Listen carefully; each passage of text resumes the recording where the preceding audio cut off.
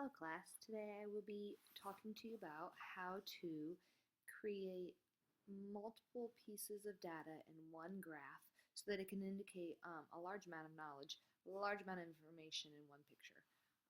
So first of all, we're going to do this on Google Drive.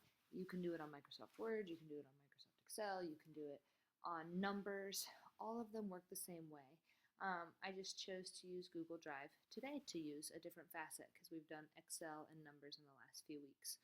So first, of course, go to your Drive and say, create. And this time you're going to create a spreadsheet. So click on Create Spreadsheet. To save time, I've already got a spreadsheet here with completely and utterly made up data. Just know that, completely and utterly made up data. I have one column that talks about the altitude of our atmosphere in meters, the temperature of our atmosphere in degrees Celsius, the pressure of our atmosphere in millibars, and objects that will be found in our atmosphere at those different altitudes. So here are all the things I want to indicate on one graph, so I can have a comparison graph of what our atmosphere looks like. In order to do that, I first want to highlight all the components of my data, and then I click on this tool, Insert Chart. What's great is I want to use row 1 as headers, that is true, but I also want to use column A as labels. As soon as I do that, my chart starts to take a better form.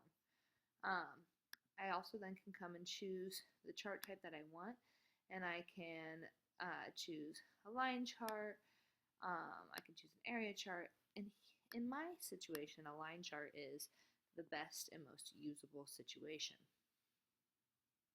Also, I can come to Customize Chart.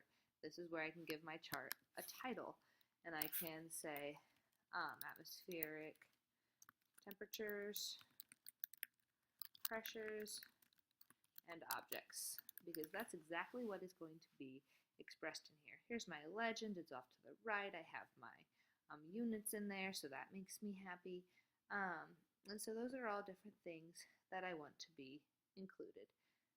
Now also, obviously, my axes need to have titles. Along the bottom of my axis, I should have the title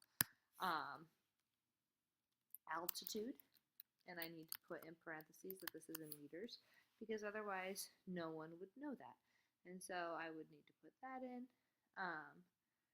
and then I can go ahead, and I accidentally clicked insert when I wasn't ready, and so that's okay. I can press quick edit mode, and I can do different editing.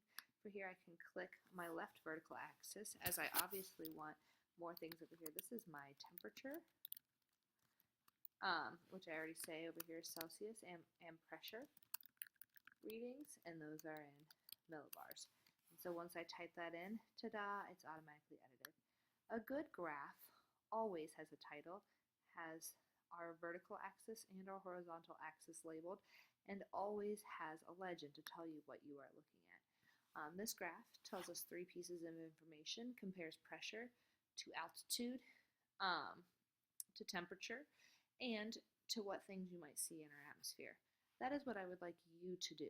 I would like you to give me a true, not made up, data graph that tells me as altitude increases, what happens with blah. And that's what I'm going to allow you to choose. You can do one over temperature, pressure, and objects, or you can do it over something else. So you may open up a resource on our atmosphere and choose to form a graph that compares 3 pieces of data as altitude increases. Your graph will be graded on having 3 pieces of data accurately being compared, clearly shown with a key as to what I'm looking at, having a clear title, having each axis labeled with units in parentheses within those labels, and having it placed within a chart next to your actual data table so I can see your original data. When this is all done, please, of course, turn in the assignment on Edmodo by simply attaching the link to your Google Drive file. Thank you very much. Good luck, and I look forward to seeing what you come up with.